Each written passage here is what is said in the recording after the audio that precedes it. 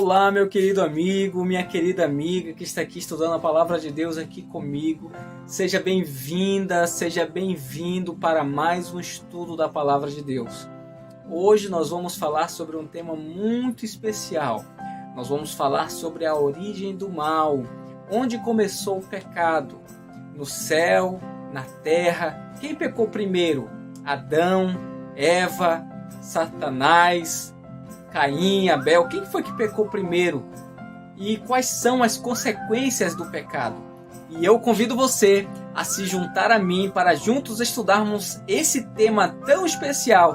E eu tenho certeza que esse tema vai falar ao teu coração. Mas antes de começarmos, é claro, vamos pedir a orientação do Espírito Santo para nos conduzir nesse estudo. Oremos. Querido Deus, nesse momento vamos abrir a tua palavra e pedimos humildemente que o Senhor nos conceda a iluminação dos altos céus para compreendê-la em nome de Jesus. Amém. Muito bem. A primeira pergunta para a reflexão do nosso estudo é a seguinte: onde surgiu o pecado? No céu ou na terra? E quem pecou primeiro? Vamos analisar segundo o que a Bíblia fala. Vamos abrir a palavra de Deus agora. No capítulo 28 de Ezequiel, no versículo 14 em diante, nos apresenta algo interessante. Olha o que diz aí. Tu eras querubim da guarda ungido e te estabeleci. Permanecias no monte santo de Deus, no brilho das pedras andavas. Perfeito eras nos teus caminhos, desde o dia em que foste criado, até que se achou iniquidade em ti. Na multiplicação do teu comércio, se encheu o teu interior de violência, e pecaste, pelo que te lançarei profanado fora do monte de Deus, e te farei perecer, ó querubim da guarda, em meio ao brilho das pedras. A maioria dos teólogos, estudantes da palavra de Deus, concordam que esse texto ele se refere ao próprio Satanás. Tanto os teólogos católicos quanto teólogos evangélicos, protestantes, adventistas, todos eles, a maioria deles, concordam que esse texto fala sobre Satanás. E esse texto aqui apresenta Satanás no céu. Ele ainda era um querubim da guarda ungido lá no céu. E foi justamente lá no céu que começou o pecado, segundo aqui o texto de Ezequiel. Então Satanás estava no céu e o pecado começou no céu. Pastor, como que o pecado pode começar num lugar perfeito? Essa é uma resposta que só Deus vai poder nos dar lá no céu. Porque segundo Deuteronômio, capítulo 29, versículo 29, as coisas encobertas pertencem somente a Deus e não a nós. Porém, as coisas descobertas pertencem a nós e aos nossos filhos. Então, essa é uma coisa que nós não temos revelação em nenhum lugar. Infelizmente, de forma misteriosa, a inveja começou a tomar conta daquele querubim ungido da guarda, que vivia na presença de Deus, porque você vai perceber que os querubins eles estavam diretamente na presença de Deus. E de alguma forma, de alguma maneira, esse ser, esse querubim, ele passou a sentir inveja de Cristo, passou a cobiçar o trono de Deus, até que um dia, como diz o texto, foi achado iniquidade nele e ele acabou pecando, ou seja, ele acabou se rebelando contra Deus. O primeiro que cometeu o pecado foi Lúcifer, lá no céu, e não foi na terra. Qual foi o resultado dessa rebelião? Nós vamos ver daqui a pouco no texto bíblico que nós vamos apresentar para você. Qual foi os pecados que Satanás cometeu? Acompanhe comigo o que diz em Isaías capítulo 14, versículo 12, 13 e 14. A minha Bíblia diz e a sua confirma. Como caíste do céu, ó estrela da manhã, filho da alva, como foste lançado por terra, tu que debilitavas as nações. Agora começa aqui falando sobre o pecado. Olha só o que ele fala aqui, ó. Tu dizias no teu coração, eu subirei ao céu, acima das estrelas de Deus, exaltarei o meu trono e no monte da congregação me assentarei nas extremidades do norte. Subirei acima das mais altas nuvens e serei semelhante ao Altíssimo. Muito bem, Satanás queria ser semelhante ao Altíssimo. Ele queria colocar o trono dele ali nas extremidades do norte, em algum lugar ali. Possivelmente, esse lugar nas extremidades do norte seria o mesmo lugar onde ficava o trono de Deus. Ele invejou a autoridade e a autonomia de Deus e ele cobiçou o seu trono. Ele queria ser semelhante ao Altíssimo. Deus é criador e Satanás é uma criatura. Ele não poderia ser um criador, porque a criatura não pode ser o criador. Aqui no verso 16 do capítulo 28 de Ezequiel também fala algumas características de pecados que ele cometeu lá no céu. Olha só, diz assim, na multiplicação do teu comércio se encheu o teu interior de violência e pecaste, pelo que te lançarei profanado fora do monte de Deus e te farei perecer, ó querubim da guarda. Satanás, pela inveja, pela cobiça, se tornou um ser violento lá no céu. Se tornou um ser violento.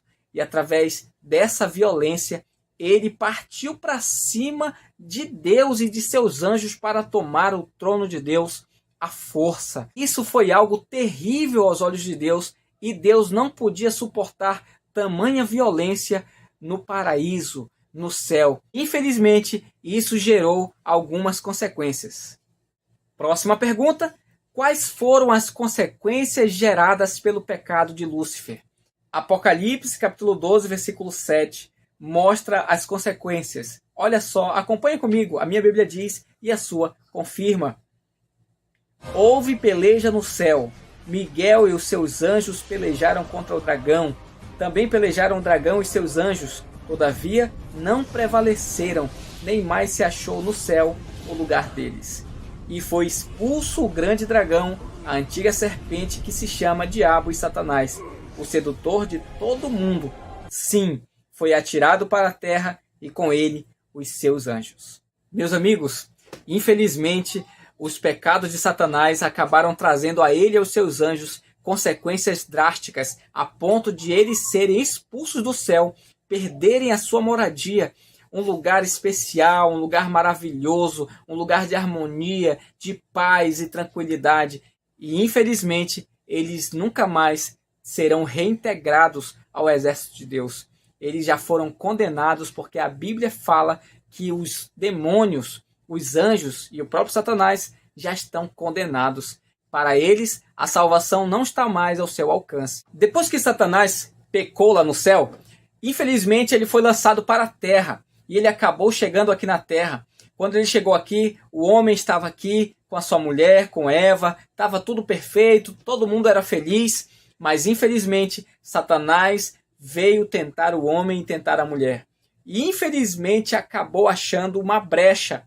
Próxima pergunta para a reflexão do nosso estudo é a seguinte: que advertência Deus fez a Adão e Eva no Éden? E o Senhor Deus lhe deu esta ordem: de toda árvore do jardim comerás livremente, mas da árvore do conhecimento do bem e do mal, dela não comerás, para que não morrais.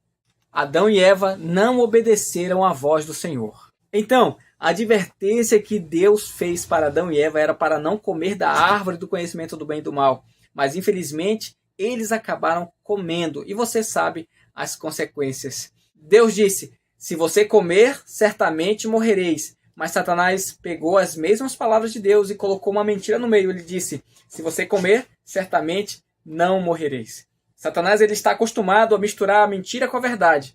Através disso, ele acaba enganando as pessoas. Satanás é especialista em misturar a verdade com o engano. E Satanás não terá poder sobre a tua vida em nome de Jesus, porque você está estudando a palavra de Deus aqui comigo. Amém? A palavra de Deus diz: e conhecereis a verdade, e a verdade vos libertará. E ela diz também em Romanos 8:1, aquele que está em Cristo Jesus, nova criatura é, não existe mais nenhuma condenação para ele, porque o nosso Senhor Jesus Cristo deu a sua vida por cada um de nós para pagar os nossos pecados. Amém? Deus seja louvado. Não existe nenhum mal, nenhuma condenação que possa estar sobre aqueles que estão em Cristo Jesus. Louvado seja o nome de Deus. Vamos para mais uma pergunta para a reflexão do nosso estudo. Que certeza Deus transmitiu a Adão e Eva quando eles pecaram? Deus deu uma certeza para eles, algo especial. Deus foi lá e prometeu algo especial para eles. A minha Bíblia diz e a sua confirma: porém inimizade entre ti e a mulher, entre a tua descendência e o seu descendente. Esse te ferirá a cabeça e tu lhe ferirás o calcanhar. Nós acreditamos que esse texto é uma profecia messiânica, que estava profetizando a vinda do Messias, que ia pisar na cabeça da serpente. Essa profecia se cumpriu de fato. Quando Jesus morreu na cruz, ele pisou na cabeça da serpente, na cabeça do diabo, e ele derrotou o diabo na cruz e venceu. Venceu por mim e venceu por você. Louvado seja o nome de Jesus, porque ele te deu a vitória lá na cruz, quando ele morreu para pagar os teus e os meus pecados, cumprindo a profecia de Gênesis 3,15, que um dia ele viria para esmagar a cabeça da serpente. Louvado seja o nome de Jesus para sempre. Amém, irmãos? Que maneira Satanás nos engana hoje? Quais são as maneiras que ele nos engana hoje? A minha Bíblia diz, e a sua confirma. Porque surgirão falsos cristos e falsos profetas, operando grandes sinais e prodígios para enganar, se possível, os próprios eleitos. Satanás, ele se disfarça por aí, fazendo prodígios, fazendo grandes sinais e enganando as pessoas, misturando a verdade com a mentira. Isso está escrito em Romanos 1,25, que diz assim: eles mudaram a verdade de Deus em mentira, adorando e servindo a criatura em lugar do Criador. Tá vendo aí? A palavra de Deus vem dizendo, vem nos mostrando que Satanás está acostumado, é um especialista, na verdade, a misturar a verdade com o erro e acaba enganando as pessoas. E não é de admirar, porque o próprio Satanás se transforma em anjo de luz. Não é muito, pois, que os seus próprios ministros se transformem em ministros de justiça, e o fim deles será conforme as suas obras. Você conseguiu entender aí que o próprio Satanás se transforma em anjo de luz e os seus ministros se transformam em ministros de justiça, ou seja, existem muitos pastores, muitos bispos, muitos padres, muitas pessoas por aí que estão pregando o erro e eles estão sendo instruídos pelo próprio Satanás. É o que diz a palavra de Deus. A palavra de Deus é clara. Existem muitas pessoas por aí, ministros, enganando as pessoas porque foram também enganados por ele. E é dessa forma que ele engana muitas pessoas. Mas em nome de Jesus, ele não vai enganar você, porque você está seguro na palavra de Deus. Amém? Para finalizar o nosso estudo de hoje, a pergunta é: como podemos vencer Satanás? Qual é a arma principal para vencermos o diabo? Você quer conhecer qual é a arma principal? Você quer saber qual é a arma principal para vencer as tentações, para vencer Satanás e ser vitorioso neste grande conflito entre o mal e o bem? Vamos ver o que está escrito aqui em Mateus capítulo 4, versículo 1 em diante. A seguir, foi Jesus levado pelo Espírito ao deserto e foi tentado pelo diabo. E depois de jejuar 40 dias e 40 noites, teve fome. Então o tentador se aproximou e lhe disse: se és filho de Deus, manda que estas pedras se transformem em pães.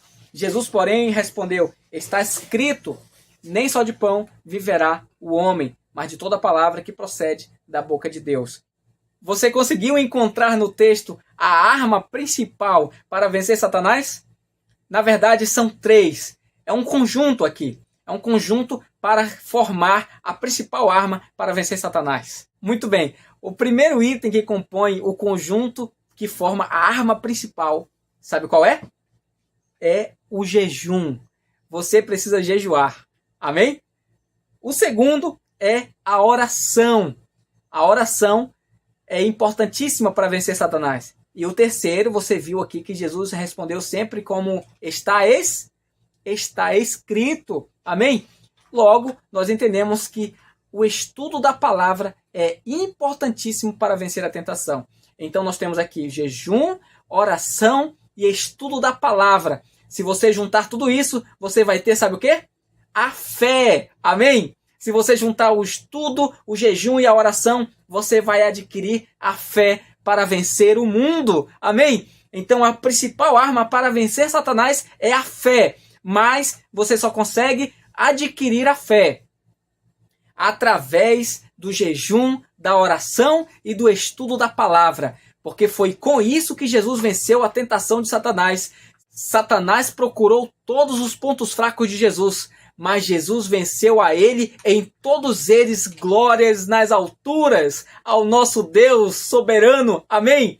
Louvado seja Deus, porque ele usou o jejum, a oração e o estudo da palavra para alcançar a fé e vencer Satanás em todas as coisas. E assim como Jesus venceu Satanás em todas as coisas, você também pode vencê-lo. Você também pode derrotá-lo. Por isso eu te convido a buscar a Jesus através do estudo da palavra, através da oração e através do jejum também. Isso vai fortalecer a tua fé, isso vai fortalecer o teu intelecto e você vai alcançar a fé para crer em Jesus nas horas das dificuldades, nas horas de tribulações.